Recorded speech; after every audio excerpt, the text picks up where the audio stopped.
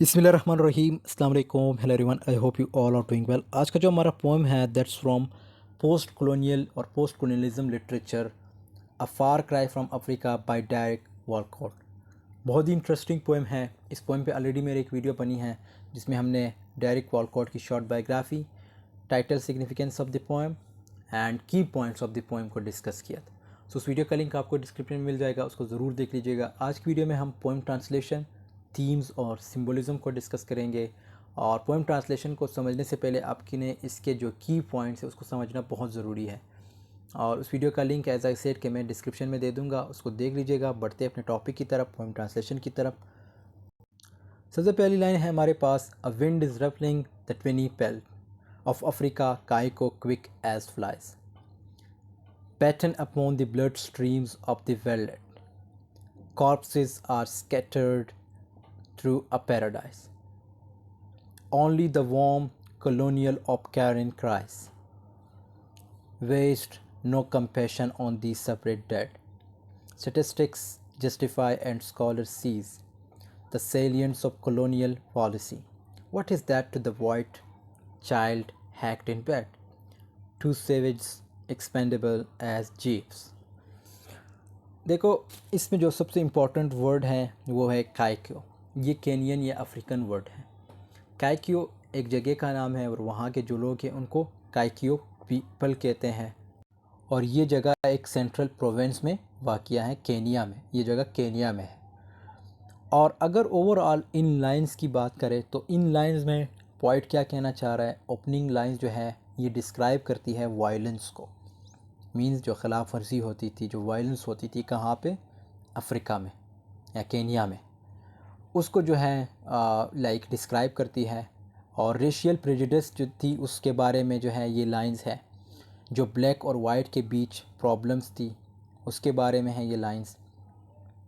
Like उस वक्त क्या था, ब्लड फैल गया था, मीन्स खून ही खून था, ज़मीन पे खून ही खून था, ज़मीन पे खून ही खून फैल गया था। और रेशियल और वायलेंस जो पॉइंट हैं वो इस चीज़ को सोचते हैं, मीन जो पॉइंट है वो इस चीज़ को सोचते हैं कि जब माओ माओ जब राइजिंग हुई थी, माओ माओ ये हमने वैसे इसके जो की पॉइंट्स उसमें डिस्कस किया था, उसकी स्पेलिंग ये है MAU, माओ माओ। माओ माओ ये रिबेलियंस थे, मीन्स बागी थे, ठीक है। और ये किसके साथ लड़ते थे, ब्रिटिशर्स के साथ लड़ते थे। और ये एक मूवमेंट भी थी, ठीक है। मूवमेंट किसके बारे में थी, मीन्स ये ब्रिटिशर्स के अगेंस्ट थी कि हमें उनसे आज़ादी चाहिए, मतलब इन्होंने फ्रीडम मांगनी थी, जो कि काइक्यो लोगों ने की थी। अब ये मूवमेंट या ये किसने निकाली थी ये मूवमेंट, ये इन लोगों ने, काइक्यो।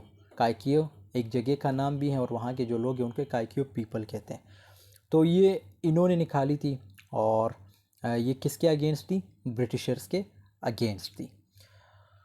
तो ये उस इंसिडेंट के बारे में सोचते हैं, कौन, ये पॉइंट जो है उस इंसिडेंट के बारे में सोचते हैं और कहते हैं कि वो किसी के साथ सिंपैथी नहीं दिखा सकते।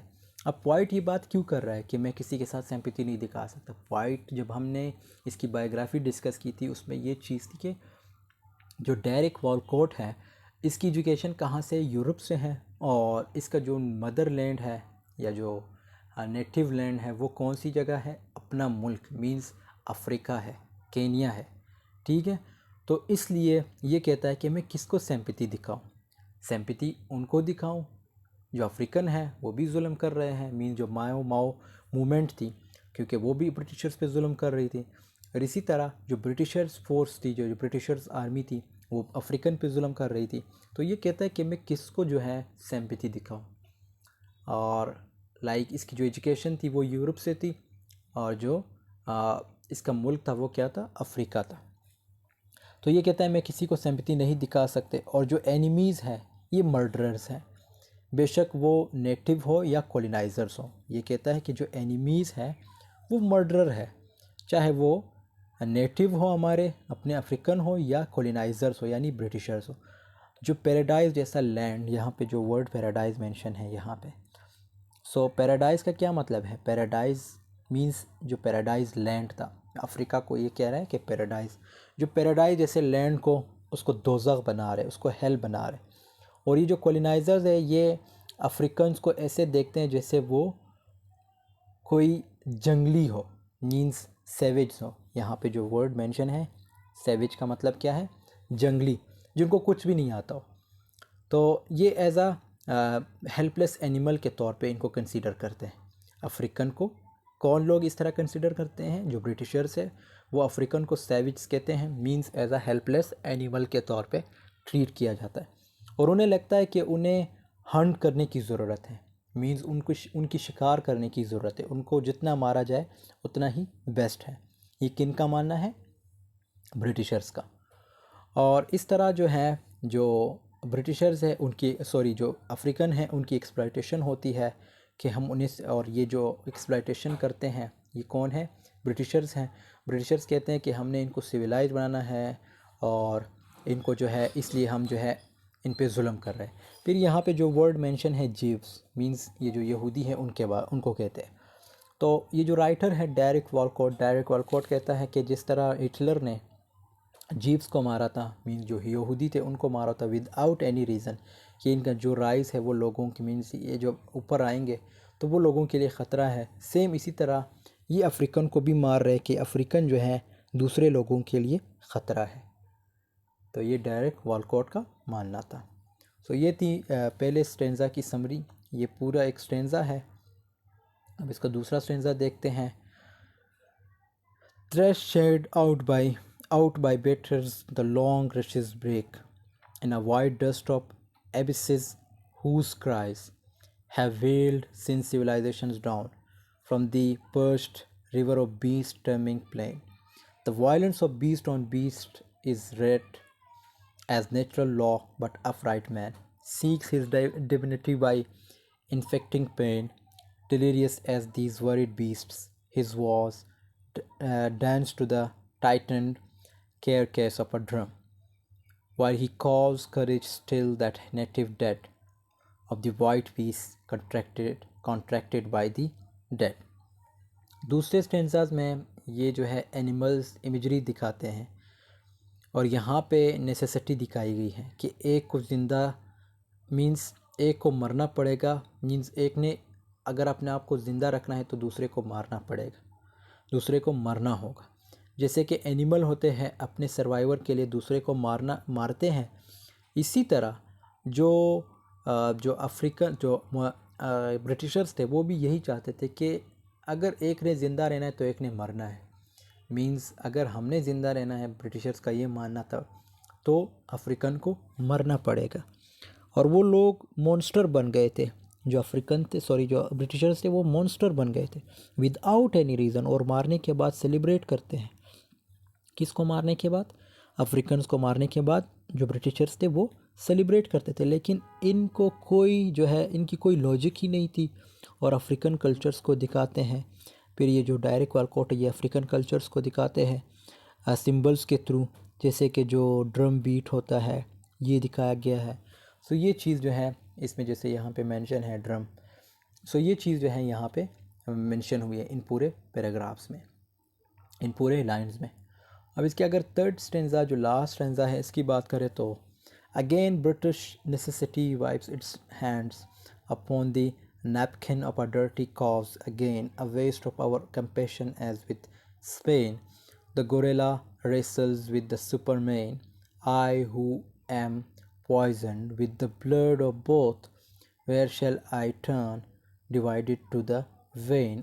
I who have crushed to drunken officer of British rule, how choose between this Africa and the English tongue I love? Betray them both or give back what they give? How can I face such slaughter and be cool? How can I turn from Africa and leave? बहुत ही important stanza है। Third stanza में ये बताया गया है जो इनका कशमकश होता है, इनके जो थॉट्स है वो बिल्कुल वीक हैं। अब ये किसके बारे में है, ये ऑब्वियसली अफ्रीकन को कह रहा है कि इनकी जो कशमकश है वो वीक है और इनके जो थॉट्स है वो वीक है, और किसको फेवर करने के और किसको फेवर करना है और किसको नहीं करना, ये इस चीज़ में भी कंफ्यूज है। मतलब जो राइटर है वो इस चीज़ में, जैसे यहाँ पे इन्होंने ये लाइंस ये जो आप पढ़ लीजिएगा, between this Africa and the English, तो ये जो राइटर है डेरिक वालकोट, ये ख़ुद कंफ्यूज है कि मैं किसको फेवर करूँ, मतलब किसको जो है सपोर्ट करूँ, अफ्रीका को या ब्रिटिश को। एज आई सेड कि ब्रिटिश मतलब यहाँ वहाँ से इसकी एजुकेशन थी और दूसरी जगह अफ्रीका इसका अपना मुल्क था। तो ये कहता है कि मैं किसको फेवर करूँ, ब्रिटिशर्स को या अपने अफ्रीकन्स को। और फिर ये सिविल वॉर की बात करता है जो स्पेन में हुई थी, ठीक है, यहाँ पे वर्ड मेंशन है। सो उसको भी कहता है कि उसकी वजह से भी बहुत से लोग मर गए थे और अफसोस करते हैं उनके लिए। फिर ब्लैक के लिए और कहते हैं कि इफ़ आई द कंकरर, यहाँ पे आई से मुराद वो ख़ुद, अगर वाइट मैन जो वाइट मैन है वो हुआ, जो मींस जो वाइट मैन थे वो मींस ये अपनी तरफ इशारा कर रहा है। यहाँ पे जो वर्ड आई मेंशन है ये पे, I who am poisoned with the blood of both, यहाँ पे ये एक्चुअली सिंपैथी दिखा रहा है, किसको, दोनों को फिर दिखा रहा है। और ये कहता है कि मेरा ब्लड दोनों मीन जो मेरा ब्लड है वो मिक्स है, दोनों का मिक्स है, मतलब इनके जो फोर फादर थे वो वाइट थे और इनके जो कल्चरल हेरिटेज थी जो मिक्स मीन जो है कल्चरल हेरिटेज जो है वो मिक्स है, और उन्हें ख़ुद की आइडेंटिटी नहीं पता कि वो क्या है, ब्लैक है या वाइट है। और यही डायलेमा चलता रहता है वो अफ्रीका में और इंग्लिश लैंड मीन जहाँ पे पोइट्री को लिख रहे थे, और वो ये डिसाइड नहीं कर पाता कि मैं पोइट्री को किस लैंग्वेज में लिखूँ, अपनी अफ्रीकन लैंग्वेज में लिखूँ या इंग्लिश लैंग्वेज में लिखूँ।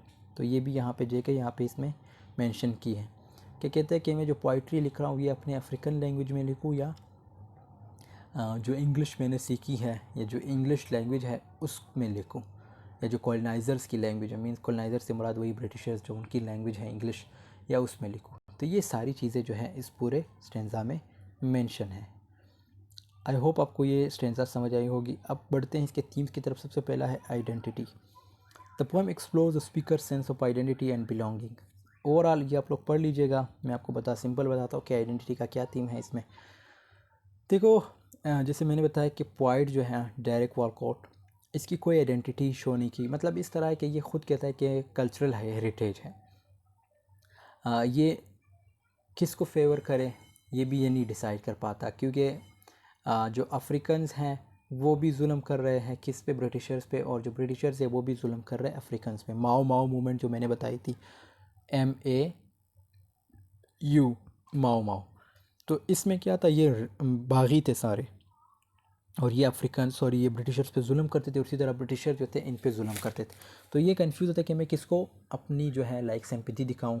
तो इसकी कहते हैं कि मेरी क्या आइडेंटिटी हो सकती है, अफ्रीकन, डाइवर्सिटी ऑफ अफ्रीकन, और as a speaker of acknowledge that there is no single African culture और आइडेंटिटी।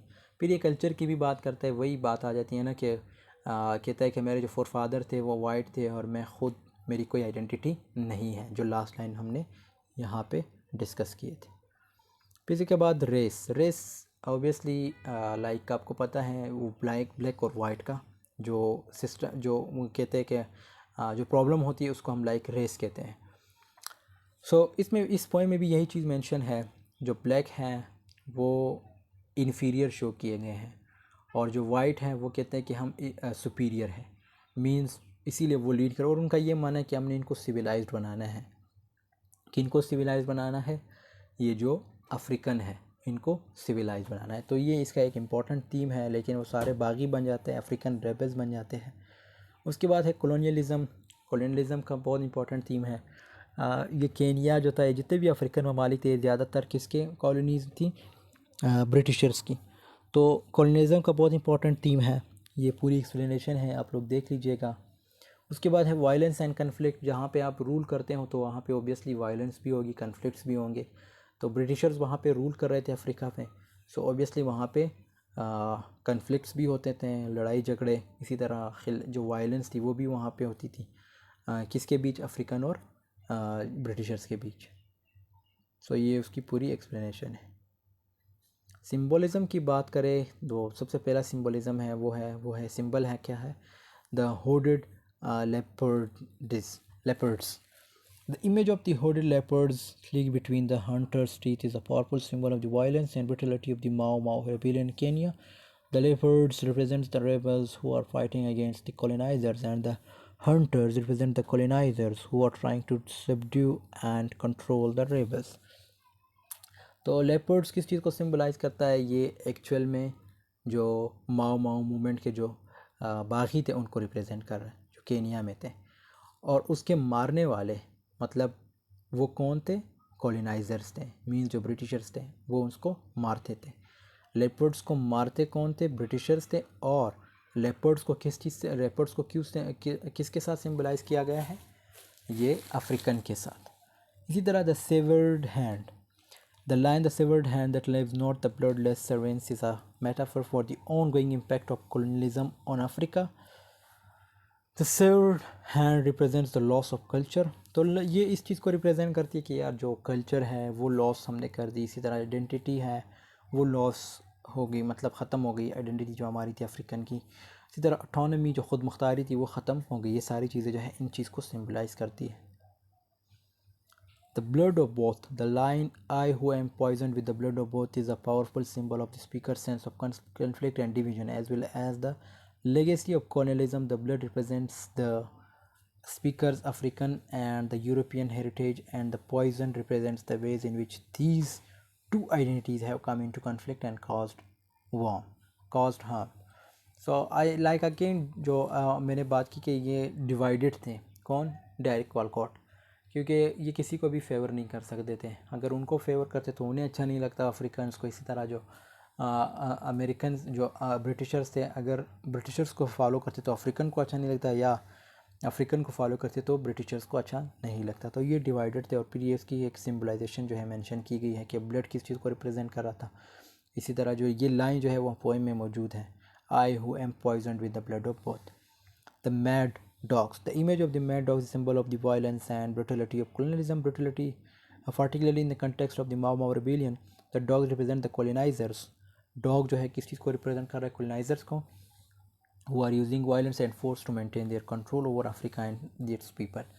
तो डॉग मीन्स जो है वो ब्रिटिशर्स को सिम्बलाइज़ कर रहा है।